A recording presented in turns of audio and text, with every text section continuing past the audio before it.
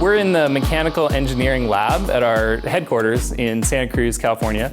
And in here we do a lot of prototyping and development of new products, and we also design and build test fixtures and manufacturing equipment that ends up getting transferred to our San Jose facility.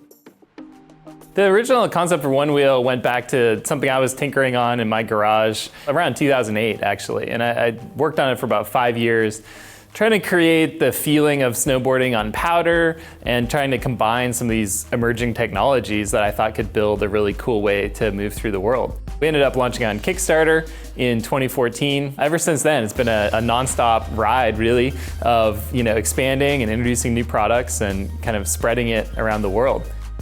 People have taken on one-wheeling as a sport and really pushed the progression the way that all board sports kind of have. And I think when we came out with Pint, part of it was to say like, hey, some people are going to be really into pushing all the limits and dropping at 8 stair and riding super aggressive terrain. And that's kind of what our existing products have been optimized for. Pint's a little bit more casual. It's grab it, take it with you, ride through town, zoom around a parking lot, and just have fun with it.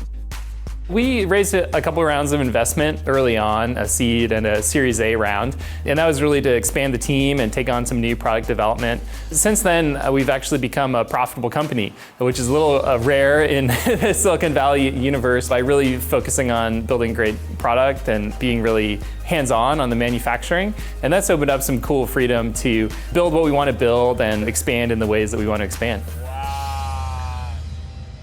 This is the first one wheel of all time ever built. We call this Old Ironsides right here. This is like a later iteration. Back then you had like an actual button on the pad. This is how the board sensed you, knew you were there. This was the board that we actually launched the company with. Way less duct tape today. So this is the original one wheel. Now we have pressure sensitive pads. We shipped in like 9 months, which was pretty impressive. And this is the plus, this is what happened right after. So this was the introduction of a hypercore motor. This is the XR, so this is our flagship right here. It's like the Lamborghini mixed with like the Jeep Renegade. This is the Pint. This is smaller, it's lighter. This has got a mag handle, so you carry it completely differently. Super convenient for, just like life on the go. It's got the LED strip. It's just on the whole, it's more refined, I think. This thing goes 6 to 8 miles in about 16 miles an hour, although you get it up to speed and you feel like you're cooking. It's kind of like the Subaru WRX of the one wheel line. This is like the Ford F-250. Quiet on set.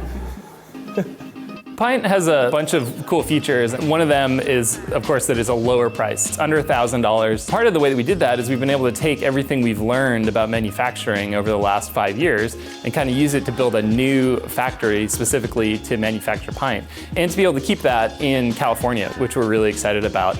I think there's a lot of advantages to building domestically. Intellectual property is one. Another big one is just retaining the knowledge. You learn a lot making your product, and if you outsource it, someone else learns a lot about making your product. We're really more on the owned personal mobility side of things. One thing that's super important to one-wheel riders is personalizing their boards. So it's kind of the opposite, right? If a shared vehicle is like generic, they're all kind of the same and you have like no ownership of it versus, an owned thing that's got your stickers and your custom colors and like it's sort of your pride and joy, right?